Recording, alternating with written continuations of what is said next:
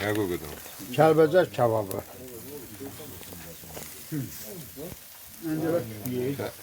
Evet, gel. Oo, bu da belə. Video şəkildə. Ay onlar nə bilir, onu məndən soruşsan. Ged oradan çək. Onu məndən soruşursan. Mən də yapsınca malum ətəyini. Kameraman burada alır. Pendriye. Sen Rafkin Zal nömrəsi var səndə mi oğlum?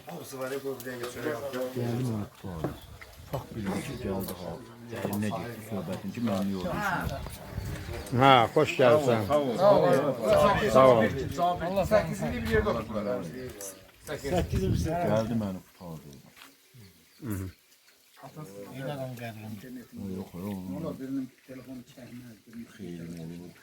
Ha, yaxşı.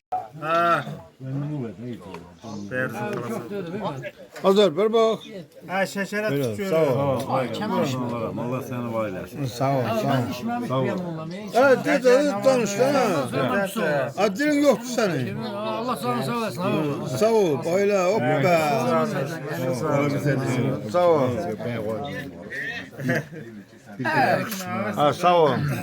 Allah qoysa İnşallah, inşallah. Ben sen girelim hoşuma ya. Ay, sağ ol. sağ ol, sağ ol, sağ ol. Sağ ol, sağ ol, sağ ol. Hesat ha hesat. Hesat sağ ol. Sağ ol. Ver o. Sağ ol. Sağ ol, sağ ol, nuş olsun. Yardıma düştü. Ha, vurun, ha, vurun, ha, vurun, ha, vurun. Senden de öyle bak. Kolay familesi. Kolay familesi. Ha yok. Kolay familya. Hörmətini saxlayırıq valla onu da. Amma sigaretdə yoldaşlıq eləmişsən. Orada eləmir, da yox, onu eləmir.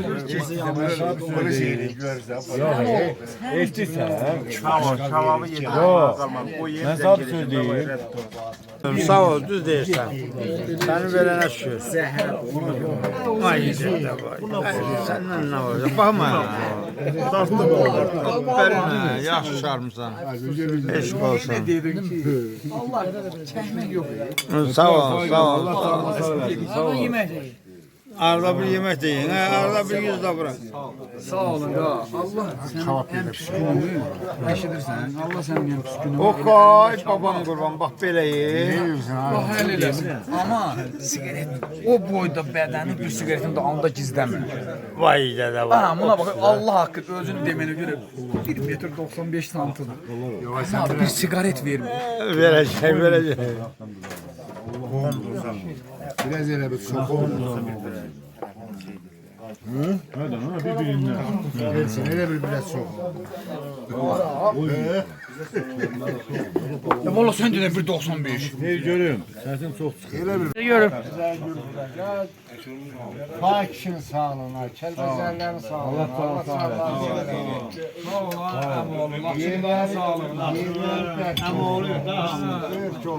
Allah səni də görüb könlünə xoş salsın, sigaret verəsən adama.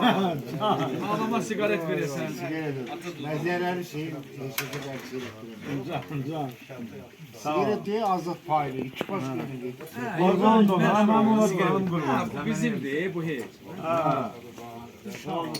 Mənim ona canım. Sağ olmaz. Sağ olmaz. Vur, vur, vur, getsin. Bana sağ ol. Sağ ol. Oldu. Ağlı toxunmu.